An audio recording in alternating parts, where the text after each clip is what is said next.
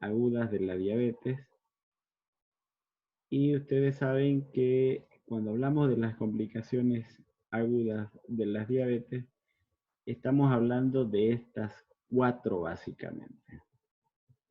Hablar de complicaciones agudas, estamos hablando en primer lugar de la hipoglucemia, en segundo lugar de la cetoacidosis diabética, en tercer lugar del síndrome hiperosmolar hiperglucémico no cetóxico, y en cuarto lugar, la menos frecuente de todas, que es la acidosis láctica, que también se la considera una complicación aguda de la diabetes. Entonces, ¿cuántas son las complicaciones agudas? Son cuatro. ¿Por qué es importante que conozcan esto? Que a pesar de que se les da el tema, a pesar de que en anteriores años hemos tenido la oportunidad de ver varios casos en salas de estas complicaciones, cuando llegan a los exámenes finales o a los exámenes de grado, como me ocurrió la anterior semana que fui de jurado, se le preguntó cuáles eran las complicaciones agudas a una pregunta tan básica a una de las personas que estaba defendiendo. Y la respuesta fue neuropatía diabética. La respuesta fue nefropatía diabética, retinopatía diabética. Entonces, el hecho de no saber ni siquiera unas cosas tan básicas, unos conceptos tan básicos, te da mucho realmente que decir. Es por eso de que, si bien los temas yo no los doy tanto a nivel estudiante, lo doy tanto un poquito más avanzado a nivel residente, ya entonces les pido que capten los conceptos, aunque sean más importantes, y que puedan ustedes, cuando estén en su internado y en su futuro como médicos de atención primaria inicialmente, puedan detectar frente a cuál de estas complicaciones están. Si bien cualquiera de estas complicaciones los puede llevar a ustedes al famoso coma, porque los cuatro suelen afectar la conciencia, uno más que otro, pues es de importancia que ustedes sepan básicamente los criterios, identifiquen frente a cuál complicación aguda están. Entonces, un paciente diabético cuya situación metabólica se encuentra parcialmente compensada con dosis inadecuadas de insulina puede ser incapaz de enfrentarse a las demandas metabólicas incrementadas asociadas con la liberación de hormonas en una situación de estrés, como una enfermedad aguda, produciéndose así la descompensación. Significa que aquel paciente que se alimenta mal, comiendo muchos carbohidratos refinados, alimentos grasos, y encima de eso no me responde adecuadamente mi insulina, y encima de eso desarrollo cualquier tipo de infección o situación de estrés aguda que me lleve a ir al hospital, toda esa condicionante me va a producir un descontrol metabólico, llegándome a producir una complicación aguda de la diabetes. Entonces, es importante primero saber esta gran definición que acabo de mencionar.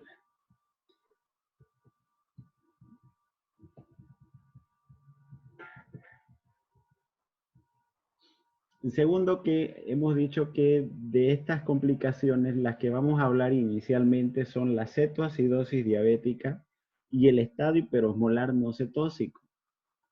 Cuando hablamos de la cetoacidosis diabética, esta corresponde del 8 al 29% de los ingresos por diabetes. En cambio, el síndrome hiperosmolar no cetóxico es menos frecuente, el 1% de los ingresos por diabetes. En cualquiera de las dos situaciones, sea diabetes tipo 1, tipo 2, con sus complicaciones más frecuentes, la principal causa por la que ellos se complican es porque no siguen su tratamiento adecuadamente. O bien son incumplidos y no toman su medicación, o bien están debutando con una complicación. ¿Ya? Entonces, el 5% aproximadamente al 7% de los pacientes que no sabían que tenían diabetes llegan a la emergencia debutando una complicación, aparte que se le diagnostica la diabetes.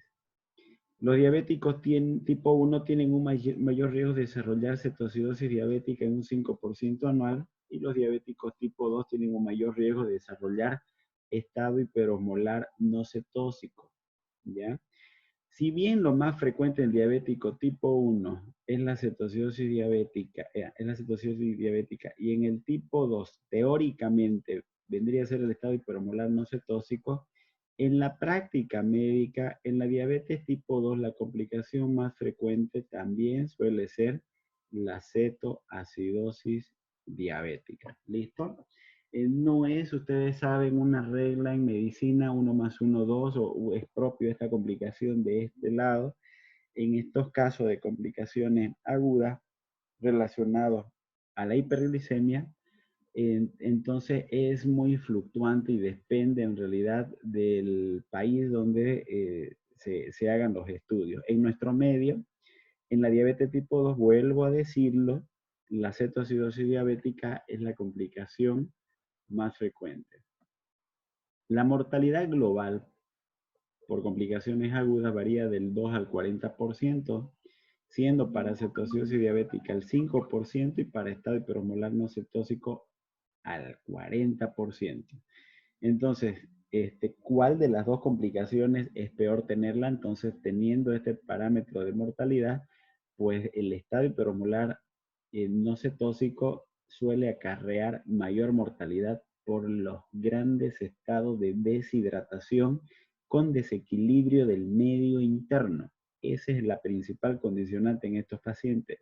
Suelen deshidratarse más que en la cetoacidosis diabética y por lo tanto hay más pérdidas electrolíticas. Un tercio de las muertes ocurren en menores de 45 años y un 20% de los casos suelen debutar con diabetes mellitus, provocadas por sepsis severas en diabéticos el 28%. Y esta suele ser la segunda causa. La primera es por omisión en el tratamiento, la segunda suele ser por procesos infecciosos y la tercera porque debutan. Este porcentaje varía entre el 5 y 7% habitualmente en Estados Unidos, en América, en Europa, ¿ya? Y en Latinoamérica suele ser un poquito más el porcentaje, entre un 10 al 20%. Este cuadro es importante que lo entiendan porque explica la razón principal, el por qué unos se complican más que el otro. Por ejemplo, en los diabéticos tipo 1, ustedes saben que la acción de la insulina, si bien está disminuida en ambos tipos de diabetes, tanto tipo 1 como tipo 2, en el tipo 1 hay un déficit absoluto de insulina. Por lo tanto, al haber un déficit absoluto de insulina, suelen obtenerse a partir del tejido adiposo los ácidos grasos libres. Ustedes saben que los ácidos grasos libres provienen de los triglicéridos a partir de la formación del glicerol y ácidos grasos como tal que se forman en el hígado. Y estos en el hígado van a formar los famosos cuerpos cetónicos. Estos cuerpos cetónicos me van a llevar a una hipercetonemia. Y la hipercetonemia, obviamente, a una acidosis. Y si esto se vuelve permanente, entonces tenemos la cetoacidosis diabética. De ahí que el diabético tipo 1, ¿no es cierto? Habitualmente suele utilizar el tejido adiposo en primera instancia para la formación de cuerpos cetónicos, ya que no hay insulina. En cambio, en el diabético tipo 2 hay relativa cantidad de insulina, por lo tanto utiliza el tejido periférico, sobre todo a nivel muscular, obteniendo la energía a partir de los aminoácidos. ¿Y de qué forma? A través de la glicogenólisis y de la gliconeogénesis. ¿Qué significa? Que la glicogenólisis agarra y el glucógeno hace que se rompan las moléculas de glucosa y por lo tanto salen a la sangre periférica y aumentan. Y la gluconeogénesis también es otro proceso en la cual hay una biosíntesis en la formación de glucosa. Por ambas vías, entonces el producto final va a ser una hiperglicemia. Y la hiperglicemia me va a producir una diuresis osmótica con deshidratación. Resultado de esto, entonces tenemos el estado hiperosmolar no cetósico. La diferencia va a ser habitualmente de que en los diabéticos tipo 2, en los diabéticos tipo 2, también suele haber producción de energía a través del tejido adiposo y por lo tanto hay formación de ácidos grasos con formación de cuerpos cetóxicos. Significa que el diabético tipo 2 puede seguir ambas vías, esta de acá y esta de acá. O es a través del músculo o es a través del tejido adiposo. Es por eso que pueden desarrollar ellos cetoacidosis diabética al igual que estado hipermolar no cetóxico. En cambio, el diabético tipo 1 exclusivamente lo hace a través del tejido adiposo y por lo tanto más fácil que desarrolle la producción de cuerpos cetónicos. Cuando hablamos de cetoacidosis diabética estamos hablando de una triada y esa triada es hiperglicemia asociado a acidosis y asociado a formación de cuerpos cetónicos. ¿Listo? Por eso que su nombre viene de cetoacidosis y por la misma descompensación metabólica de la glicemia diabética. ¿Ya? Entonces, ¿cuál es la triada de una cetoacidosis diabética? Vuelvo a repetirlo. La formación o la presencia de cuerpo cetónico con acidosis e hiperglicemia. La acidosis obviamente la voy a demostrar gasométricamente. Fisiopatológicamente, vuelvo a mencionarlo, depende principalmente de una falta relativa o absoluta de insulina, pero también de una secreción excesiva de las hormonas contrarreguladoras de la insulina, como es el glucagón. Y de esta forma es lo que funciona. La falta de insulina y el exceso de glucagón me van a llevar por una parte a un trastorno de la utilización tisular de glucosa que va a condicionar un aumento en la gluconeogénesis hepática. Va a significar eso que las moléculas de glucógeno se van a hidrolizar y se van a formar moléculas de glucosa. Y eso pasa al torrente circulatorio como hiperglicemia. Por encima de 180, perdón acá, por encima de 180 miligramos de glicemia comienza a filtrarse por la orina y entonces aparece lo que se llama glucosuria. La glucosuria me va a llevar a una diuresis osmótica, esto a una falta de agua por las pérdidas por la orina, luego deshidratación. La deshidratación me puede llevar directamente al shock o me puede llevar a una hemoconcentración, por lo tanto aquí mi hematocrito, ¿cómo va a estar?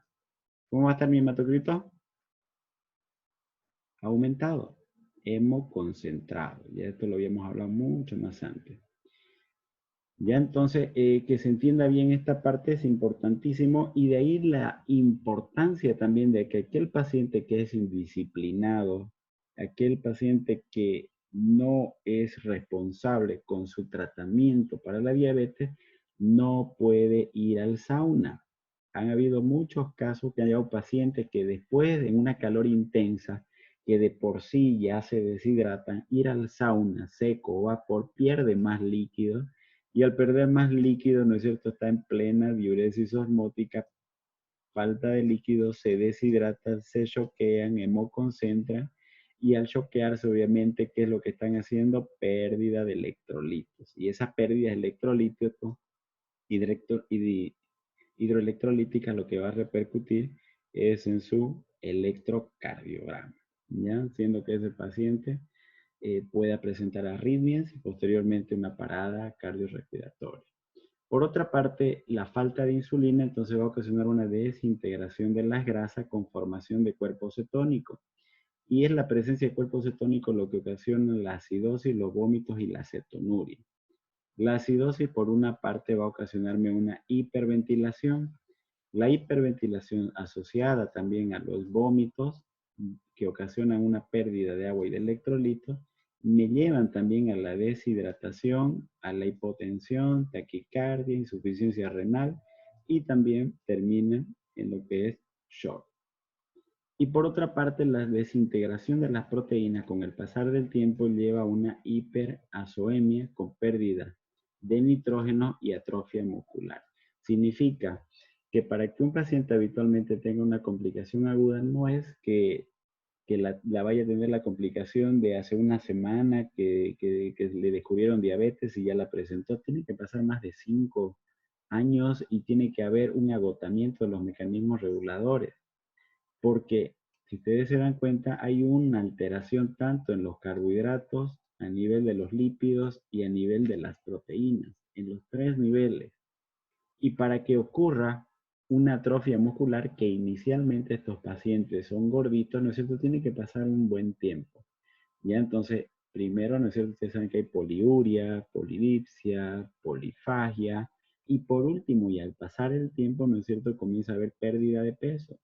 Y la pérdida de peso, si bien es por la pérdida también del líquido como tal, suele haber también con el tiempo, ¿no es cierto?, una desintegración de las proteínas para la obtención de energía, hay hiperazoemia, y aquí es donde se pierde el nitrógeno ureico y comienza a haber la famosa atrofia muscular. Entonces, todas estas consecuencias metabólicas de la falta de insulina son aceleradas por el exceso de glucagón. De la misma forma, exactamente lo mismo, la deficiencia de insulina, sea disminuida, sea en resistencia o sea eh, ausente, ¿no es cierto?, va a tener efecto a nivel periférico, como en el hígado, en el músculo, tejido adiposo, etc. Y que lo que va a hacer es lo mismo, ¿no? Gluconeogénesis, utilización disminuida de la glucosa a nivel periférica, por lo tanto va a circular más a nivel sanguíneo con hiperglucemia, y el tejido adiposo se va a encargar de que haya mayor lipólisis con formación de ácidos grasos y posteriormente estos ácidos grasos se convierten en cuerpos cetónicos a través de la cetogénesis y terminan teniendo ambas situaciones, hiperglucemia con cetoacidosis. Por ejemplo, McGrath y Foster consideran que la ausencia de insulina provoca lipólisis, de lo que hablamos anteriormente. Esta lipólisis es lo que va a producir este exceso en la formación de ácidos grasos libres, y el glucagón va a aumentar la capacidad del hígado de oxidar estos ácidos grasos que van a facilitar finalmente la formación de estos cuerpos cetónicos. ¿Ya? Entonces no se olviden, ausencia relativa o total de insulina con exceso de glucagón, se activa la lipólisis con formación de cuerpos cetónicos. En relación a los factores desencadenantes de esta complicación cetoacidosis diabética, vuelvo a decir, el primer factor desencadenante es la omisión en el tratamiento, la no administración de su insulina o de sus hipoglucemiantes orales. En segundo lugar, ¿ya? En segundo lugar vienen los famosos procesos infecciosos, cualquier tipo de infección, bacteriana, viral, parasitaria, fúngica, cualquier tipo de infección puede alterar el, el proceso metabólico habitualmente de compensación. Y en tercer lugar, lo que siempre hay que buscar es eventos vasculares cerebrales, infartos agudos de miocardio, el propio embarazo puede también descompensar, las pancreatitis, accidentes, traumas también pueden desencadenar una cetoacidosis diabética. Y vamos a hacer un poquito de hincapié aquí a los infartos agudos de miocardio, los síndromes coronarios, ya que todo paciente que llegue a la emergencia con un cuadro característico de una cetoacidosis diabética, tenga o no tenga dolor precordial, hay que hacerle un electrocardiograma. Sí o sí. ¿Listo? Grábense por favor eso, porque muchas veces se ponen a buscar procesos infecciosos por donde sea y resulta de que al final le hacen un electrocardiograma y el paciente había estado infartando. Ahora, otra de las formas de decompensación son los abscesos.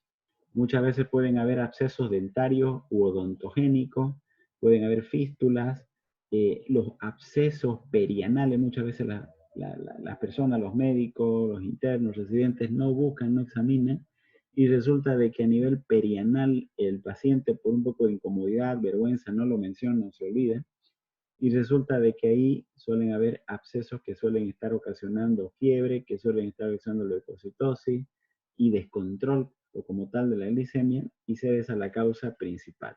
Mucho ojo en la búsqueda de los factores desencadenantes. ¿Cuál es el cuadro clínico de una cetoacidosis diabética? Primero, los síntomas clásicos de una diabetes, poliuria, policia, polifagia, que está acompañada de pérdida de peso, una respiración de Kussmaul, con un aliento cetónico, puede haber dolor abdominal, muy difuso en epigastrio, o puede este dolor abdominal estar relacionado a un ilio metabólico por una hipocalemia según secundaria a la deshidratación o el shock que puede estar presentando el paciente. Los datos propios de deshidratación, el estado neurológico es muy variable. Habitualmente los pacientes con cetoacidosis diabética, a no ser que sean la cetoacidosis diabética severa, no presentan alteración neurológica. En cambio, los pacientes con estados hiperosmolares hiperglicémicos suelen ser ellos los que sí suelen alterarse la conciencia fácilmente por la hiperosmolaridad que presentan. Ustedes saben que en la respiración de Kussmaul suele ser un tipo de respiración que se caracteriza por ser profunda y forzada y que obviamente está asociado a los estados de cetoacidosis diabética.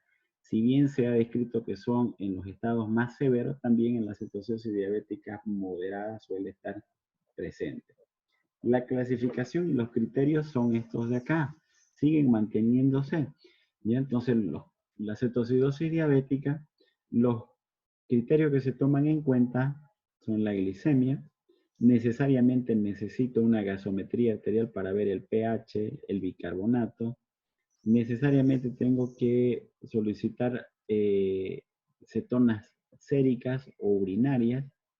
Tengo que sacar la osmolaridad plasmática, para eso tengo que solicitar un ionograma, a la vez que también puedo sacar el anion gap y ver el estado de conciencia. En la cetoacidosis diabética leve, moderada o severa, el común denominador ya es que tengamos una glicemia mayor a 250. ¿Listo? Entonces es el primer criterio, sea para cualquiera de las tres gravedades. De acuerdo al pH, ya usted sabe, el pH normal es de 7.35 a 7.45. Un pH arterial que está entre 7.25 y 7.30 habla de una cetoacidosis diabética leve. Si está entre 7 y 7.24, moderada. Y si es menos de 7, severa. En relación al bicarbonato, entre 15 y 18, leve. 10 a 14, moderada. Y menos de 10, severa. Presencia de cuerpo cetónico en cualquiera de las tres gravedades. La osmolaridad plasmática tiene que ser habitualmente normal, porque no es un tema de osmolaridad en la cetoacidosis diabética. El anion gap también está relacionado, que es la suma de los iones no mensurables, ¿no? Que puede ser el sodio más potasio, menos el cloro más bicarbonato. Esto puede ayudarte un poco a encontrar la causa probable que pueda estar relacionada a la descompensación, sea por proceso infeccioso o no. Entonces es leve cuando es mayor a 10 y moderada o severa cuando es mayor a 12. En relación al estado de conciencia, habitualmente en los casos leves o moderados suele estar alerta el paciente. En los casos severos es donde puede estar desorientado, confuso, en estupor o en coma. ¿Listo? Los tres puntos principales que definen, no se olvide, ya lo vimos anteriormente, es la glicemia, el pH, perdón, la glicemia, el bicarbonato y la presencia de cuerpo cetónica. El pH me define sobre todo la gravedad y la utilización que vaya yo a hacer con el uso del bicarbonato. Estos dos de aquí siempre van juntitos. El uso de bicarbonato no me lo da el valor de la glicemia. El uso del bicarbonato no me da la presencia de cuerpos cetónicos, ni el anion gap, ni el estado de conciencia. El uso de bicarbonato está en relación al pH y al bicarbonato, principalmente al pH. Entonces, ¿cómo voy a manejar yo una cetoacidosis diabética? Primero, tengo que ver el estado de conciencia del paciente para ver si ese paciente corre riesgo o no su vida. Y en el caso que amerite, bueno, se tendrá que realizar una intubación orotraqueal o ventilación mecánica profiláctica en aquellos pacientes que sean severos o estén comatosos. En aquel paciente que tenga una alteración de la conciencia, pues será necesario colocar una sonda nasogástrica de aspiración continua para evitar un hilio metabólico. los signos vitales, obviamente, con control de signos vitales multiparámetros, que lo tienen que monitorizar estos pacientes. Habitualmente las cetoacidosis diabéticas leves o moderadas se las pueden manejar en salas generales, en cambio las cetoacidosis diabéticas severas necesariamente tienen que ser en una sala de terapia intensiva. En cualquiera de las situaciones hay que hacer siempre monitorización de signos vitales con control de la diuresis, monitorización electrocardiográfica, como les mencioné idealmente. Dependiendo del estado de hidratación, se tendrá o dos accesos venosos central o por lo menos uno para medir la presión venosa central y de acuerdo a eso hidratar al paciente. Lo normal habíamos dicho que es de presión venosa central de 8 a 12 centímetros de agua. ¿Listo? Esto significa que si está menos de 8 centímetros de agua, entonces el paciente está deshidratado. Por el contrario, si está más de 12 centímetros de agua, entonces el paciente está sobrecargado.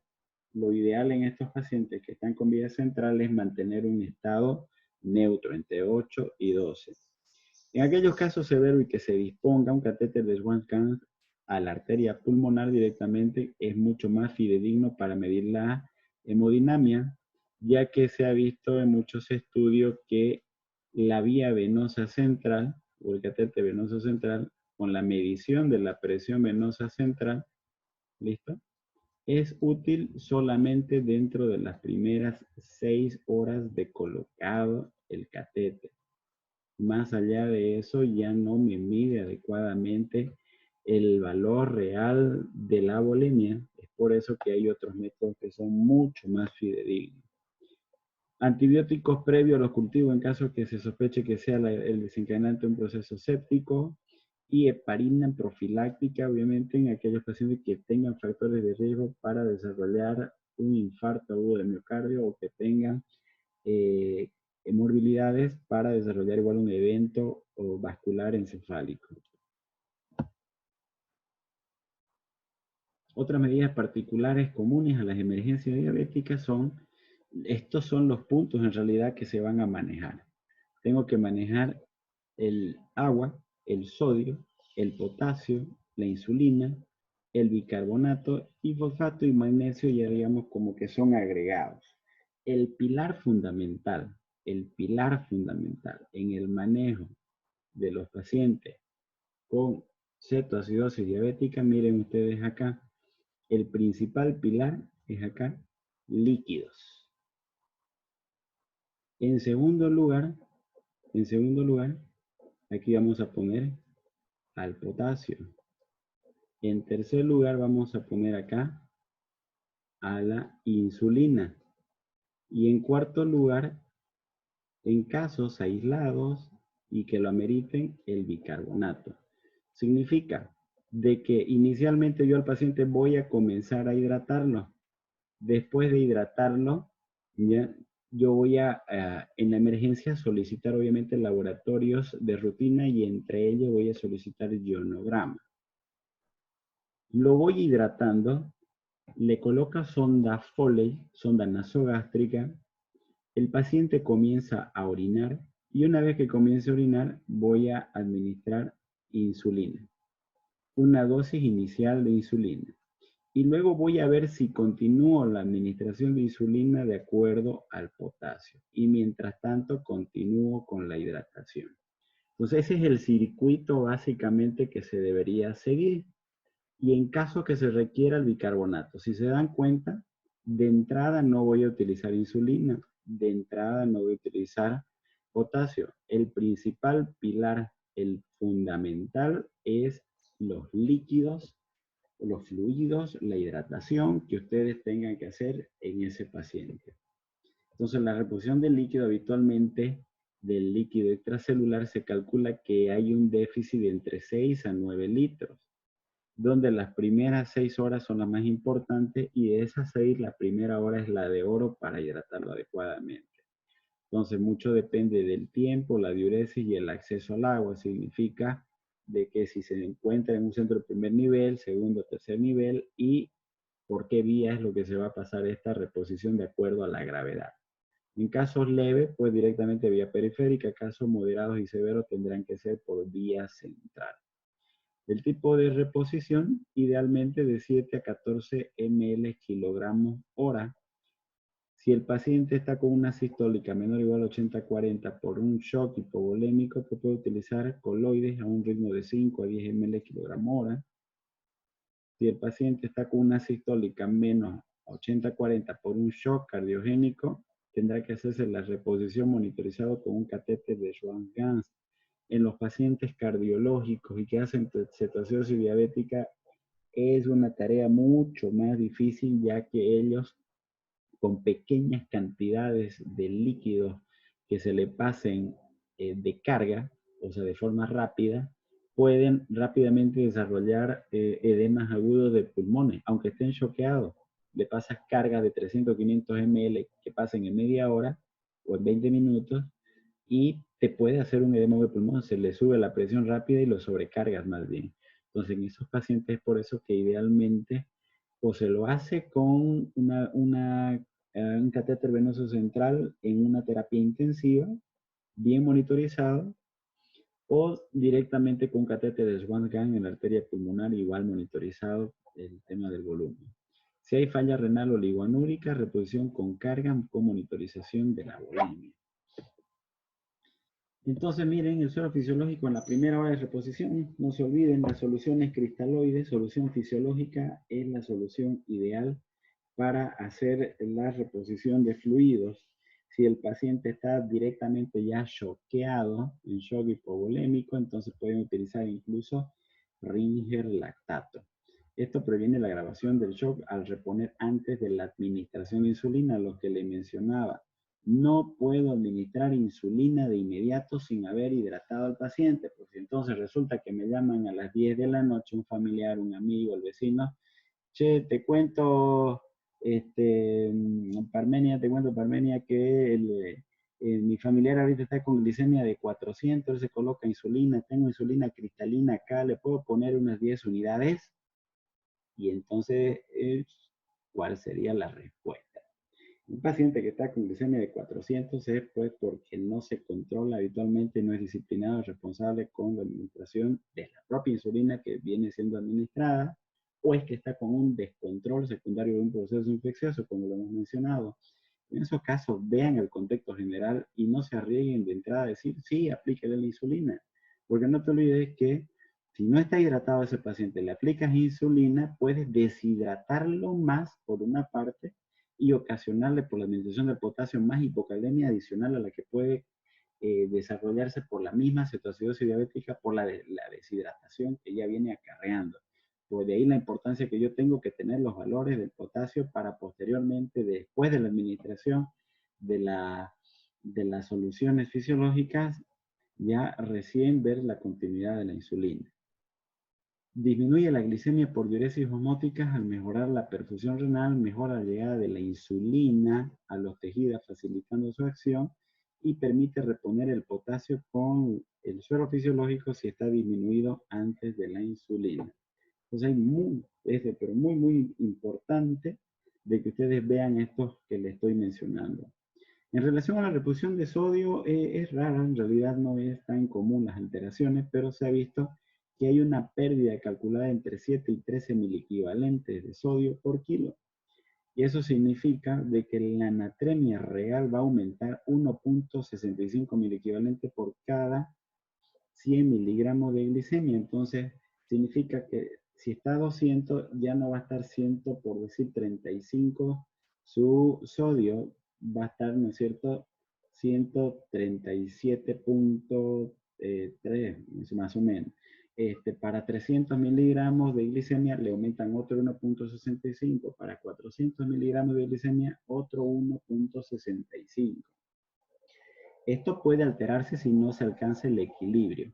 Y cuando se pierde este equilibrio y comienza a haber una hipernatremia, entonces ya yo no voy a reponer mi deshidratación con solución fisiológica. Tengo que cambiar otra solución que no me aporte tanto sodio. Y en ese caso, entonces voy a utilizar una solución Ringer normal. Entonces, ¿cuándo cambio a Ringer normal? Cuando es mayor a 155 miligramos mi sodio. Entonces, miren, el tipo de fluido a reponer depende de la natremia real calculada. Entonces, sodio más 1.65 por la glicemia menos 1. ¿Ya? Entonces hacen el cálculo ustedes ahí. Si el sodio está a 140, le aumentan 1.65. Y la glicemia, ¿cuánto fue lo que le salió? Le salió 500, 400, 380 menos 1. Entonces y ahí van a saber el tipo de fluido a reponer. Si es más de 155, ya saben, con solución Ringer normal. Si es menos de 155, con solución fisiológica. ¿Ok?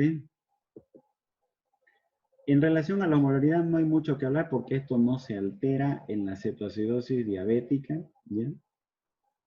Esto es lo mismo que hemos hablado. Entonces, voy a seguir administrando yo sodio siempre, solución fisiológica siempre que mi sodio sea menos de 155. ¿Ya? Y voy a ir administrando aproximadamente 1 litro cada hora. ¿Ya? Aquí estamos con la primera hora, la segunda hora. Y después de la segunda hora, que es esta, a la tercera hora, tengo que ver cómo está mi glicemia. Si mi glicemia está menos de 250 miligramos, entonces yo puedo pasar a una solución glucosalina o puedo pasar a una solución Ringer normal, ya que, ya que el hecho de administrar una solución fisiológica puede hacer que me disminuya mucho más mi glicemia. Entonces ahí yo al administrar una glucosalina equilibro y ya dejo de que baje tan de golpe mi glicemia.